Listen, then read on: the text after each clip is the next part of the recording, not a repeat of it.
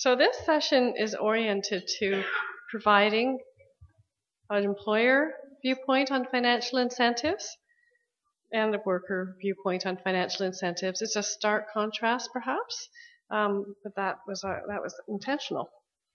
So the first speaker to present to you is Marion Endicott. Marion Endicott has worked at Injured Workers Consultants, which is a community legal clinic, as an advocate and a community legal worker for, shall I say, almost 30 years. Is that good? A long time. Her work involves advancing the legal rights and entitlements of injured workers, as well as education, community development, and law reform. Over the years, Marion has written many articles for trade journals and submissions for parliamentary committees, government bodies, and policy consultations. In 2004, Marion Endicott won the Ontario Bar Association's Ron Ellis Award for leadership and contribution to workers' compensation law. So I will turn you over to Marion. Following that, we will hear from John McNamara, and we'll hold questions again until the end of the two presentations. Thank you, Ellen. We heard from two wonderful speakers this morning with so many important pieces of information and important thoughtful reflections. And of course, I'm sure all of those of us who are speaking are thinking, oh my gosh, I'm going to madly rewrite my speech to address this point and that point. But of course, you can't really do that. But definitely what I have to say will be building on what has been said already. Now, usually when I talk, my talk ends in perhaps a demand, or it ends certainly with an idea or a request. And but this time, my talk will be ending with a question. And the question is, what will break the addiction experience rating in Ontario? Sometimes events come in waves. Last year, I was doing intake duty for the legal clinic where I work. That is, taking fresh calls from people that we haven't heard from before. And I can't say that I've often received calls from people who have suffered burns, but that day I got 3. One involved a woman in a nursing home who had an urn of hot coffee spill on her. The company tried to hide her injury from the board, even putting her signature on the request for sickness and accidents insurance from the private provider. The next one, a man who worked at the steel factory Stelco in Hamilton, was forced to stay and do modified work for the rest of his shift after he got burned. He went to the hospital after the shift, got treatment, and was advised to remain off work for several days. The company continually called him to come to work. He did not, but nor had the board paid him, as the company was not forthcoming with the information. And then a woman who worked at E.D. Smith, a jam maker, called. And she had been burned by 180-degree jam spewing out of a machine. She took photos of her burn once she got home. The company called her every day to pressure her to return to work. In response to her claim to the WCB, the company said it was a sunburn. There was a delay in payment from the board. However, once they viewed the photographs, in this case, the claim was allowed. These phone calls from highly distressed people came some 20 years after we began in earnest to call attention to our provincial government and to our workers' compensation system that something was seriously wrong with how experience rating worked. The system of applying surcharges and providing rebates to employers based on the relative cost of claims in their establishment had created an incentive that worsened injuries, produced psychological and financial distress, and saw workplaces full of stigmatized injured workers placed in non-productive jobs. We told them about the construction worker with the multiple injuries who had a no loss time claim, doing accounting using a calculator from his bed at home. We told about the worker who broke her arm falling downstairs, but whose coworkers convinced her to come in the next day. They would cover for her in order to have a no loss time claim, and they would still get the Christmas bonus in December. We told about the employer who pleaded with the worker to go on EI, employment insurance, because a compensation claim would ruin his business. We showed them this letter from Dad's Cookies that says, Dad's has modified work available for you on your first day of your injury or illness, which will be within your known medical restrictions. We showed them another form from a company's return to work. This was from a company called Compass that makes special presentations at health and safety seminars. And on their form it says, remember, at Compass, there's no such thing as a lost time injury. We showed them this document from a national rubber company. And in this document, which is a seminar by the board, the company identifies how they went from the threat of a $537,000 surcharge to a rebate of $995,500. Anyway, almost $1 million without a shred of attention to health and safety. How had they done it? They created a gate monitor job for injured workers. The Star newspaper showed them data over 7 years that showed huge discrepancies in the reporting of accidents, including 3,000 serious injuries that were recorded as having no lost time. For example, 34 fingertip amputations, 6 third-degree burns, 905 fractures, and 323 intracranial injuries. 20 years of these kinds of stories, and the system did not seem to care. Certainly, with one exception, it changed nothing. And what was the one exception? One adjustment was made to the system in 2008 after diligent work by a group of law students and the interest of a newspaper that splashed it in big letters on the front page. Exposed that companies could get substantial rebates, even up to $1 million, that more than covered the fine that they had received from the Ministry of Labor as a result of a fatality. The Premier of the province did agree it was too embarrassing, and now a company cannot get a rebate in the same year that there's a fatality. But no adjustment was made to link the experience rating system to improvements in the workplace to actually reduce fatalities or injuries. Why? Why was there no action to look into what happened to the injured workers at Compass, at Dad's, at E.D. Smith, and the so many other companies that we have noted engaging in claims management in order to, what are they doing? To toggle the all-important reserve factor switch. That switch in the experience rating program to show no lost time is all important. Or, where there is lost time, to switch it from active to inactive. That is, on benefits to off benefits. Why was there no investigation? Why was nothing done? Why was interest not taken? And why, I would ask, is that still the case? We've heard from Professor Arthurs today, and he was asked, as he already explained, to look into the funding aspects of our workers' compensation system. And he already noted that over the past 20 years, well, he said 15 years, $2.5 billion have been given to employers in rebates. And over the past 20 years, it's closer to $3 billion. Obviously, the experience rating program needed to be looked at into an inquiry of the fiscal health of our board.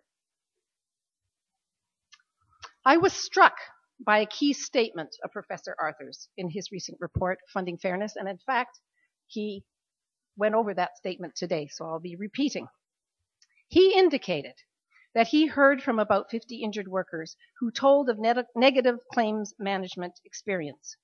But, said Professor Arthurs, while the evidence of abuse tendered by workers' representatives during the hearings had the ring of truth, it was, of course, anecdotal, uncorroborated, except for in one case where a hospital and the workers in the hospital agreed that a problem had happened, and not statistical.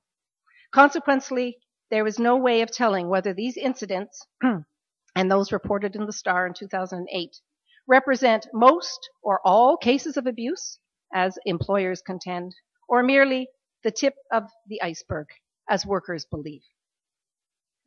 So I say we have a problem. It appears that evidence must be mediated through scientific inquiry in order to be compelling and in order to be relied on with confidence. I cannot help but note, due to a case presently at the tribunal, that this requirement is somehow stretched too far. I'm thinking of the clothing allowance issue, in which the board would not believe that certain back braces cause damage to clothing of injured workers, despite their statements and exhibitions of their clothing.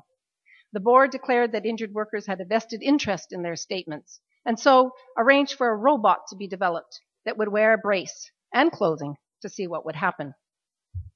But back to the point. And Professor Arthurs has made this point very well, but what are injured workers supposed to do to get research on the points of their concerns, to get corroboration? How are they to get research if the subject is not a hot topic amongst researchers, or if funders are not interested in the topic? Injured workers are not generally connected to funding or academic communities to help generate that interest. And experience rating works in the background. No employer tells an injured worker, I want you to come to work in a taxi tomorrow, no matter how much pain you're in, because experience rating makes me do it. How are injured workers to identify what needs to be studied? In general, injured workers do not know why things go topsy-turvy in their relations with their employers after injury. And that, in fact, adds considerably to their bewilderment and their distress.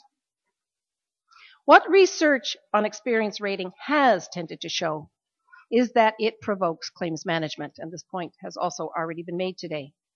Early on in a 1994 study of experience rating in Ontario, Boris Krauge found in his case study firms 20 to 40% increased their accident prevention activities, things they were already doing, but they increased them, while 96% focused on claims cost control. He noted, quote, it appears that a good deal of claims management activity is motivated by the experience rating incentive to minimize the number of claims reported to the WCB, and for any reported claims to minimize its duration or cost. We know this happens. We've known it all along. Every time an inquiry is done directly with companies, this finding has been consistent. But what is claims management? What does it mean to minimize the number of claims reported or costs of a claim? What actually happens to injured workers whose claims have been managed? This is what needs to be known. This is what needs to be studied. How can researchers get at that? And quite honestly, I don't know how researchers can get at it. And even though it wasn't quite part of my presentation, it's implicit in there, my view is that if you can't study it, you shouldn't have the system. And it's pretty difficult to get the link between what happens to a worker at work and directly to experience rating because of how experience rating works in the background, unless you can get an employer to also agree that indeed that's what's happened. In any event, what claims management really is, what happens to injured workers, this is what needs to be known because harm is occurring. And unless it becomes known in academia and published in journals and newspapers, ignorance will be bliss for those who want to keep experience rating. And there are powerful forces that do. There's not time in the scope of this talk to even list the harms that are done to injured workers as a result of claims management, never mind to go into meaningful detail and analysis. But let's be very clear. A person who is given a job monitoring a gate that does not need monitoring suffers emotional stress, belittlement, and insecurity. A person who is not paid benefits by the board because the employer has said they have a non-compensable sunburn could go months or even years establishing their claim. And in the meantime, lose their car or their home, like Renee is about to do, and all too often, their family. We do not know the number of workers who suffer injuries that will now last a lifetime because they were not given time to heal due to the reserve factor switch. We don't know that. We don't know the numbers, but we do meet them every week on intake. Let's also be clear that claims management is risk management. Once a worker is injured, where experience rating is in operation, as it exists in Ontario, the worker becomes a clear and present risk. A surcharge based on the cost of the claim can take a hefty bite out of the profits of a business. Even the most friendly, helpful employer is forced to take action, not on health and safety, but on the worker. And a rebate's pure profit, very tempting. But to get that rebate, the risk must be managed. An awful thing is that the injured worker remains a risk, even when they return to employment. Because if the worker misses even a day related to their claim, the reserve factor switch goes on and the surcharge calculator springs into action. The best action from an employer perspective to deal with the risk is for the worker to be fired, of course, for a reason that is not linked to their compensable injury, or for the worker to quit. And if you listen to Renee's story some more at some time, you'll find out how the employer tried to get him to quit. He didn't. The worker, full of disbelief and shame, heads to the welfare office, and the employer sees the risk walking out the door.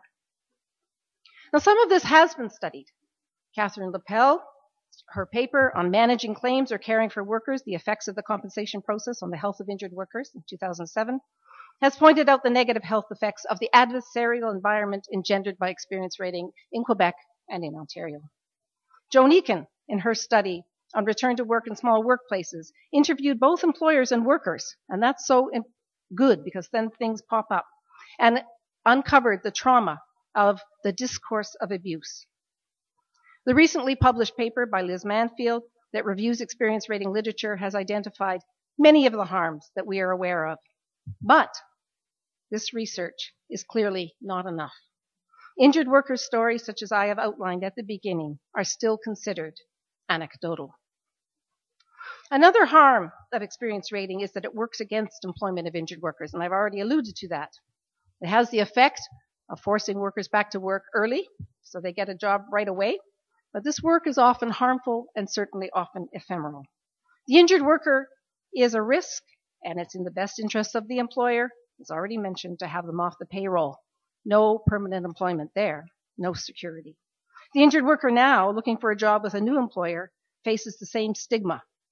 Once it is known that they are dealing with an injured worker, and employers do take care to find out, they will not want to take on the risk that the worker now carries with him or her like a plague. And this, of course, will be even more true now that we're getting rid of the Second Injury and Enhancement Fund. This phenomenon has been studied in New Zealand by Michael Harcourt in 2007. Experience rating creates expenses, contradictions, and harms to employers as well, and to the board itself. Experience rating works against health and safety.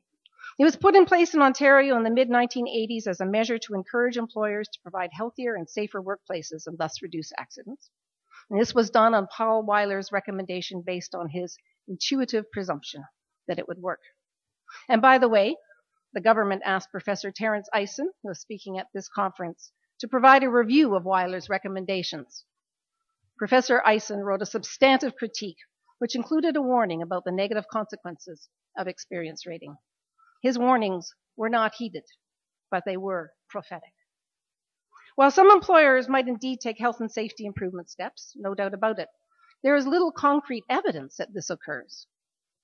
However, we do know that safety inspections and audits rely heavily on lost time claims data trigger. Thus, the claims management process not only reduces the risk embodied in the injured worker, it also reduces the likelihood of an inspection into the actual health and safety of the workplace. Ellen McKechnie has those who worked with her have recently published an important paper documenting how experience rating fosters the creation of temporary work agencies and through them increases the hazards of work to the point of death for workers employed by them. This phenomena came out in the Toronto Star also as a front page news item in February 2008. The then chair of the WSIB was quoted as saying that the situation was, quote, fundamentally wrong to allow a company that is using temporary agencies to simply skip the responsibility for safety. That is not in the interest of workers, and that is our main focus, end of quote. Unfortunately, the focus did not last past the interview. The board has done nothing that I know of to correct this fundamental wrong. While ignoring the harms to injured workers, the board goes to extraordinary lengths to help employers use experience rating, like in the example here.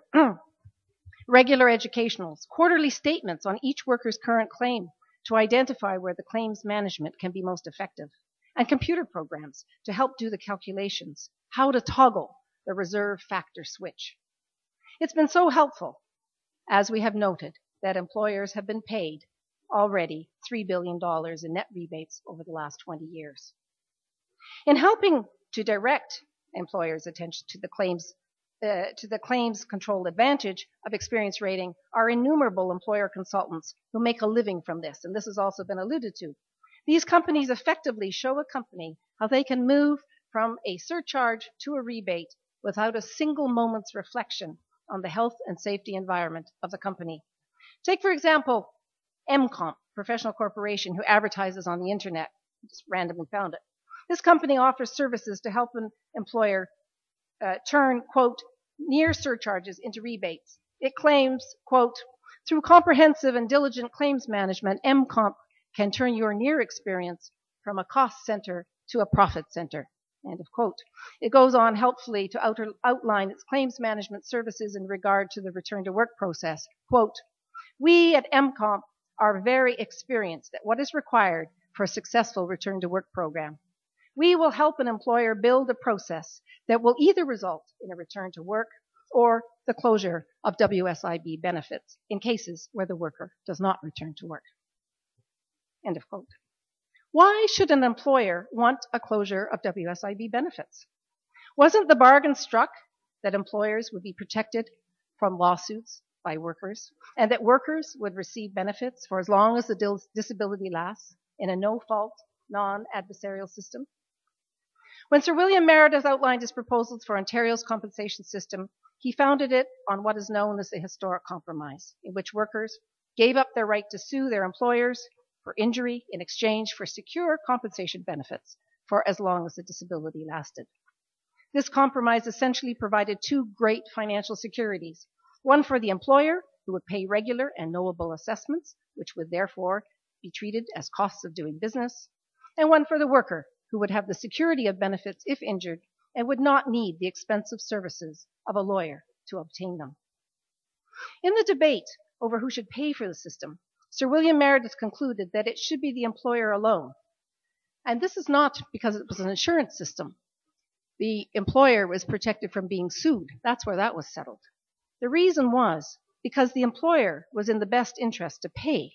He said, quote, the burden which the workman is required to bear, he cannot shift upon the shoulders of anyone else. But the employer may, and no doubt will, shift his burden upon the shoulders of the community, or if he has any difficulty in doing that, will, by reducing the wages of his workmen, compel them to bear part of it. The fundamental principles are well known, and they've been explored in some detail by Dr. Robert Story in his paper, which was presented to Mr. Arthurs, The Meredith Principles, Economic or Humanitarian, if you'd like to read it to know more.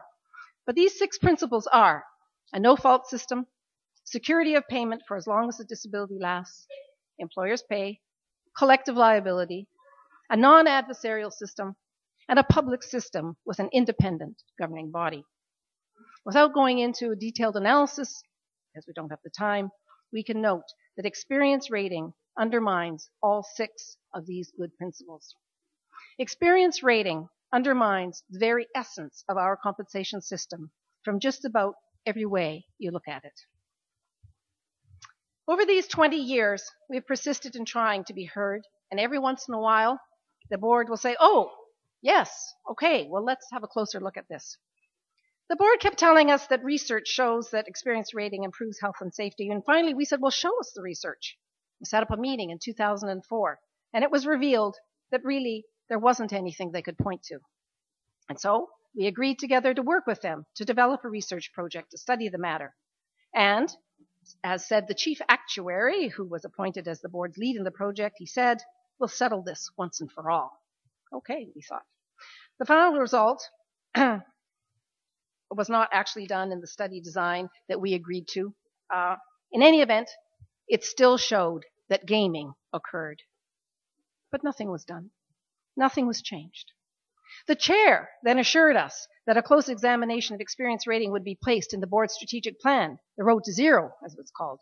And it did identify it as a major initiative. It said, quote, the WSIB will review its current set of incentive programs to ensure that together they provide effective motivation to develop and maintain healthy and safe workplaces and to share best practices with other workplaces. We thought, wow, that's great. For this purpose, the board commissioned a private firm to look into experience rating in Ontario and make recommendations. Morneau Sabico. This report found a serious misalignment of the system design versus its objectives. It found, among other problems, 4 large employers who had gained an average of $1 million in rebates each, rather than the average surcharge of $800,000 each, achieved by having their claims recorded as no lost time. But Morneau Sabico itself helps to design experience rating programs and could not bring itself to recommend elimination of experience rating completely, unable, despite its own findings, to divorce itself from the intuitive presumption that the incentives must somehow relate to health and safety issues. Following the report, nothing was done by the board to redesign the program to make it actually align with actual health and safety. Nothing. In fact, they've just deepened the program. In January 2009, following the STAR series, the chair determined to conduct his own inquiry and assured of his open mind in regard to continuing with experience rating or not. He said he was interested in developing a world-class system for health and safety. But over the course of this inquiry, the issue became increasingly fuzzy, and at the end, it seemed to have completely strayed from the topic. In a follow-up meeting, when we asked about experience rating, he told us to suck it up. Nothing came out of any of these forays of inquiry. Nothing. And most recently, we have had this significant inquiry by Professor Harry Arthurs. And he has said, in no uncertain terms, that the ongoing use of the board's experience rating program represents for it a moral crisis. He points out that as it stands, the use of experience rating does not fit with the purposes of the legislation. A year has almost gone by since the board received this report, and they have done nothing to address this moral crisis, nothing that we are aware of. The recent appointment of Doug Stanley to look at experience rating is only in the context of rate setting. He's not looking at health and safety. He's not looking at the impact on injured workers. Obviously, when we speak to him, we'll talk about these things, but that is not his mandate as far as we understand it. The only thing that we perceive to change, or that we have perceived to change during these years, was the board's justification for its experience rating program. It started out as health and safety. It turned out that there was, but now there's little reference to that because it turns out that it's a bit weak in that department. And if you ever look at the logic model that they have, which we did look at when we were working together with them, there's no link whatsoever in the logical flow. And then it moved to return to work. And with the encouragement of employer submissions, that purpose was actually added to the legislation in Bill 99. But it's begun to lose ground on that too. It became increasingly evident as the number of recurrences of injured workers sent back to work too soon began to rise dramatically. Recently, another angle has been emphasized, employer equity. But this also will not last. What goes on with the experience rating is gaming, not equity. And a sad point in this is that the employer that does not fall into the discourse of abuse, the employer that encourages the worker to report a claim and encourages a worker to take time to heal, that is the employer who will get the surcharge, and vice versa. Professor Arthurs also pointed out that equity is not a valid purpose of experience rating, according to our legislation. The Ontario Workers' Compensation System keeps grasping at straws to justify its experience rating system. What will the next rationale be? By the way, this system is very expensive to run. From an administrative perspective, the WSIB gave us a ballpark figure of $9 million a year in 2009. The actual cost is much higher, of course, due to the off-balance. Incredibly enough, a document provided to a previous inquiry showed that in the year of 2007-8, the system spent $523 million, compared to that same time, 90 million on inspection and enforcement. That statistic was given as kind of, this is the general cost of running the system. This expenditure on economic incentives represented 16.8% of the total premium revenue. Why does the Ontario Workers' Compensation System continue with this system that costs millions of dollars a year to run when it serves no obvious purpose? We can only conclude that the system is addicted to it, and the addiction is palpable. At this point, it seems there's little link to health and safety, and yet it continues. At this point, the board has received considerable evidence and testimonials from injured workers about the problems generated by experience rating. And yet, the board does nothing. In fact, they are relying on experience rating more and more to prompt their return to work goals. The board staff know that experience rating cost control activities serve to shift costs between one employer and another, and they still continue it. The board knows that at the very least, experience rating produces some level of harm to injured workers, increases danger in workplaces, inequity amongst employers, and contradictions with the fundamental principles of the system. And yet it continues. Like an addict, it makes excuses. Like an addict, it makes promises to reform that fizzle away. Like an addict disappointed with itself, it lashes out. Suck it up. Like an addict, it doesn't care about the money. It will pay whatever it takes for its drug. Like an addict, it doesn't care about the harm to itself or to others. Where does this addiction come from? We can start with the observation that as the WCB actuaries who are in control of the use of the experience rating program. In general, actuaries are trained in private insurance models, and experience rating makes sense to them. They can't see the problem. The effect is that actuaries are making public policy. But then underneath is an even more troubling or sinister reason for the addiction that is beginning to bubble to the surface. It is sad to say, but we cannot help but conclude that the board likes experience rating, and that is because it helps to reduce benefits to injured workers. It's not appropriate for the board to like this, but under the pressure of cost control and to not raise employer rates, it's a very handy thing. And it's especially handy since it works in the background. People don't really see it. And just like any addict, tries to hide their vice. We can see this sentiment expressed in the materials provided to Harry Arthurs in his review, and he noted it himself. The board noted that their experience rating programs encourage cost management rather than prevention of return to work, and noted that after the 3-year window closed, employers overwhelmingly do not contest appeal claims. And then it further notes, quote, this has a direct negative impact on claims duration and the WSIB cost of claims. What is this? This is a reliance on an adversarial system to replace an adjudication of claims based on their merits and justice. This is entirely inappropriate for our compensation system. The same document which discusses challenges of experience rating, in that document, there is not a single word about the challenges of negative impacts on injured workers. Leaders at the board know that experience rating hurts injured workers. They know that lost time claims data is not a measure of either a healthy or safe workplace nor a successful return to work. We know this, that they know that, because we talk to them and they acknowledge it. But even they are apparently powerless to do anything about it. The pressure to reduce claims cost is fierce, and the experience rating is the fix. It's not clear that employers themselves are addicted to experience rating. Many employers do not know about it or how it works. But there's a huge business world that has grown up around it and which has become the voice for employers in discussions about experience rating. It's big business. It's lucrative business. I have been part of many engagements with the board regarding not only the harms of experience rating, but of what constructs might actually foster a system that meets the merits principles and additionally promotes health and safety. There are good ideas out there. We heard about some from France today. And even if just a small portion of that $500 million a year was shifted to looking into these systems, we could be miles and miles ahead. So what are we to do? If we are to save and rehabilitate our compensation system, which is a public good, we need to recognize that it is morally and legally compromised through its use of experience rating. We need to recognize that it is addicted to experience rating.